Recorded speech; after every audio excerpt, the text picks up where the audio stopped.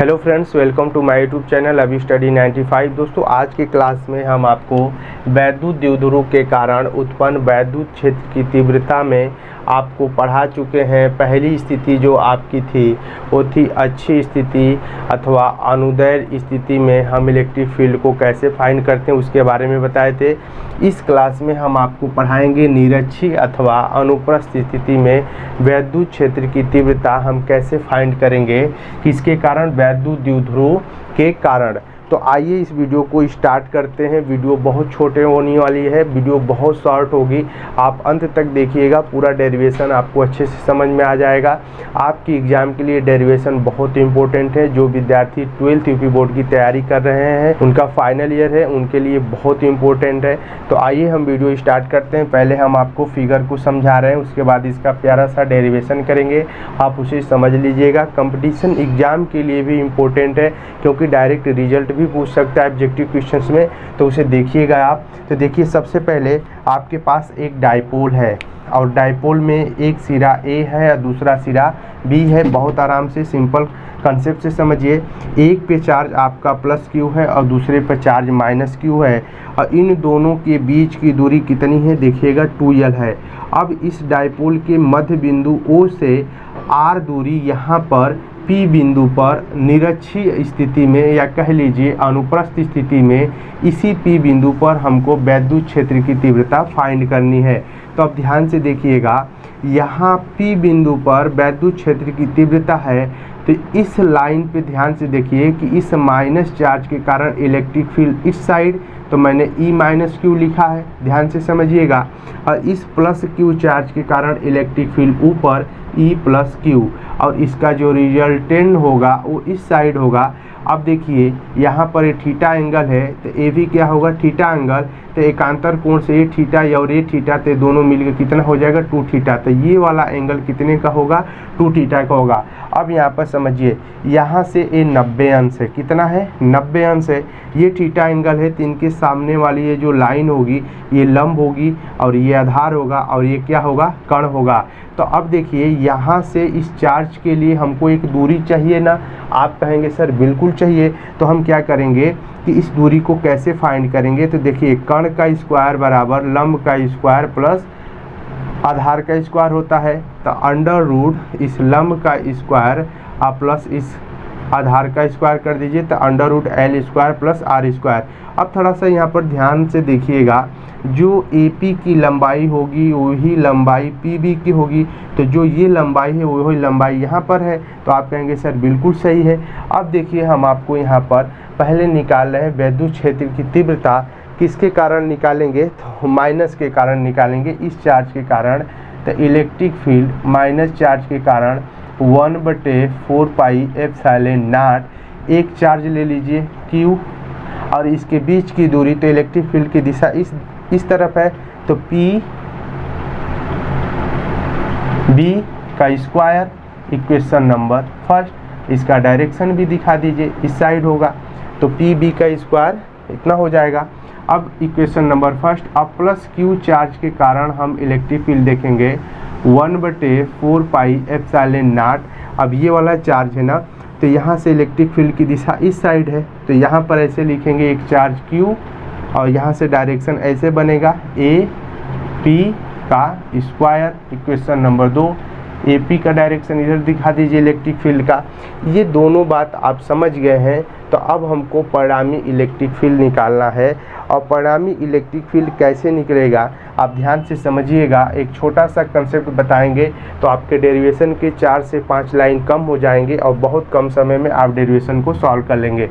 अब बताइए, यहाँ पर जो AP की लंबाई है, ये वाली लंबाई, यही लंबाई इधर होगी ना PB की। तो आप कहेंगे सर बिल्कुल सही है कि AP की जो लंबाई है वो PB लंबाई के बराबर होगी। तो AP की लंबाई PB लंबाई के बराबर होगी, तो हम ये कह सकते हैं कि जो electric field plus Q charge का है वही electric field minus Q charge का बराबर होगा। तो दोनों वैद्युत क्षेत्र की तीव्रता क्या हो जाएगी, बराबर हो जाएगी। आप इलेक्ट्रिक फील्ड प्लस Q के जगह electric field minus Q use करिए, या इसके जगह इसको यूज करिए। अब यहाँ पर आप थोड़ा सा एक छोटा सा टॉपिक समझिए। अगर एक कोई वेक्टर लाइन इधर है और दूसरी वेक्टर लाइन इधर है, और इसके बीच में आपका थीटा एंगल बन रहा है, ये वेक्टर ए है और दूसरा वेक्टर बी है। तो ध्यान रखिएगा ये वेक्टर आर है, और अगर ए बराबर बी वेक्टर हो जाए तो आर का परिणामी होता है यहाँ पर 2a cos थीटा बाई 2। तो इस कंसेप्ट से देखिएगा, देखिए एक इलेक्ट्रिक फील्ड का डायरेक्शन इधर है और दूसरा डायरेक्शन इधर है, और इसके बीच में कितने एंगल का कोण बन रहा है, 2 थीटा का।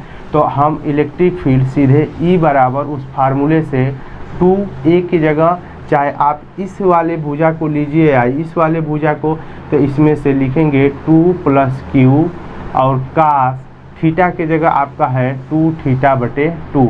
क्या इतनी बात आप समझ गए हैं? अगर इतनी बात आप समझ गए हैं इस वाले रूल से, तो यहाँ पर इस बात को समझिएगा। तो E बराबर सीधे आपका निकल के आएगा 2eq into cos 2 theta by 2।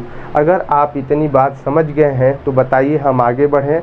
यहाँ पर मान रखते हैं, तो E बराबर 2eq की जगह चाहे ये वाला मान रखिए ये वाला, क्योंकि ये दोनों बराबर हैं, तो हम नीचे वाला रखते हैं 1/4 पाई एप्सिलॉन नॉट q बटे, अब देखिए AP, यहाँ पर A से P की दूरी है ब्रैकेट में L square plus R square, और इसका हम कर देंगे आपका स्क्वायर इंटू cos 2 थीटा बटे 2 है, तो 2 से 2 कट जाएगा, तो ये बचेगा आपका cos थीटा, यहाँ बचेगा cos थीटा। अब देखिए cos थीटा का मान कैसे ज्ञात करेंगे। यहाँ cos थीटा ज्ञात करना है तो हम cos थीटा बराबर आधार बटे कर्ण, आधार कितना L है और कर्ण कितना है √L square plus R square. तो E बराबर देखिएगा 2q बटे 4 पाई एप्सिलॉन नॉट, और ये हो जाएगा ब्रैकेट में √L square plus R square का स्क्वायर, और cos थीटा की जगह पर देखिए आधार बटे कर्ण, आधार कितना है L है और कर्ण कितना है √L square plus R square. क्या इस बात को आप समझ पा रहे हैं कैसे आया इस cos थीटा का मान? हम यहाँ से, ये समकोण त्रिभुज है, ये 90 अंश से थीटा है, तो लंब ये है, आधार ये है, कर्ण ये है, तो इस त्रिभुज से हम cos थीटा का मान निकाल लेंगे। cos थीटा बराबर आधार बटे कर्ण। अब इसको हम थोड़ा सा आगे बढ़ाते हैं, तो E बराबर, अब देखिएगा 2q बटे में 4 पाई एप्सिलॉन नॉट। अब देखिए यहाँ अंडर है और इसका स्क्वायर है, तो ये ऐसे समझिएगा √L square plus R square रहे और स्क्वायर रहे, तो ये L square plus R square, और अंडर रूट को हटाएंगे तो 1/2, और स्क्वायर है 2, तो 2 से 2 कैंसिल हो जाएगा। तो यहाँ पर हम L square plus R square लिख सकते हैं। आप कहेंगे सर बिल्कुल, और L बटे यहाँ पर हम L square plus R square पे हम रूट हटाएंगे तो 1/2 कर देंगे।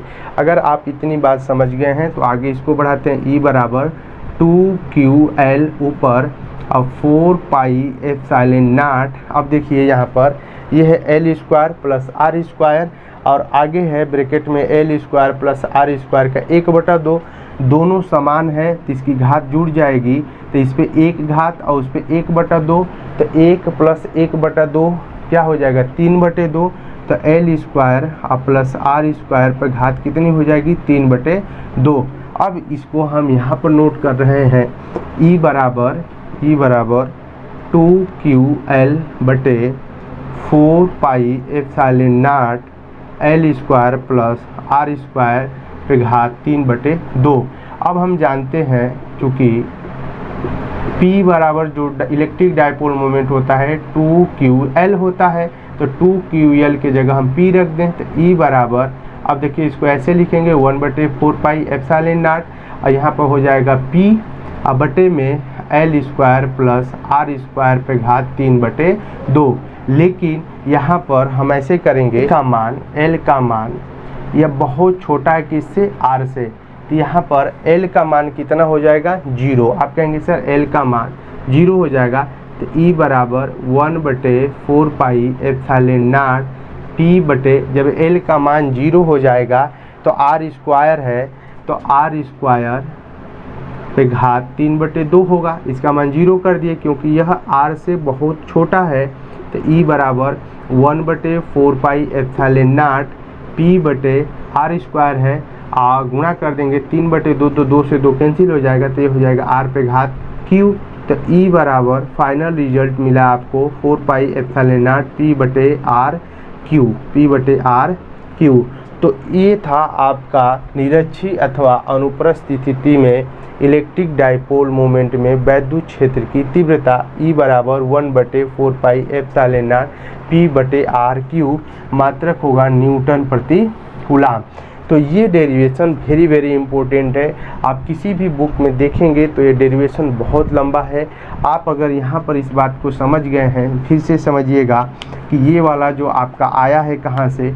अगर आपके पास में एक कोई इधर लाइन है, ये वेक्टर A है और ये वेक्टर क्या है B है, और इसका रिजल्टेंट वेक्टर R है, परिणामी R हमको निकालना है, और इसके बीच में थीटा एंगल है। अगर ये दोनों भुजा बराबर हो जाए, वेक्टर A और वेक्टर B वाली, तो जो R निकल के आता है वो 2a cos θ/2 आता है। तो अगर इस कंसेप्ट से इसको आप समझ गए हैं तो 2 के जगह 2 और a इन दोनों में से कोई एक भुजा है, तो आप चाहे इसको लीजिए या इसको लीजिए। यहाँ से हम यहाँ नोट कर दिए हैं। और cos थीटा के जगह यहाँ पर देखिए थीटा एंगल है, तो 2θ कर देंगे। यहाँ पर 2θ है तो 2θ/2, 2 से 2 कैंसिल हो जाएगा। अब यहाँ पर आगे बढ़ाए हैं, ई क्यू की जगह हम ये मान को रखे हैं, और यहाँ पर cos θ बराबर इस त्रिभुज में देखिएगा cos θ बराबर होता है आधार बटे कर्ण। इसको आगे बढ़ाएं तो ये रिजल्ट आपको मिला है E बराबर 1/4πε0 P/r/Q। उम्मीद करते हैं आप इस पॉइंट को समझ गए होंगे, बहुत इम्पोर्टेंट है। यहाँ से आपका डेरिवेशन आता है।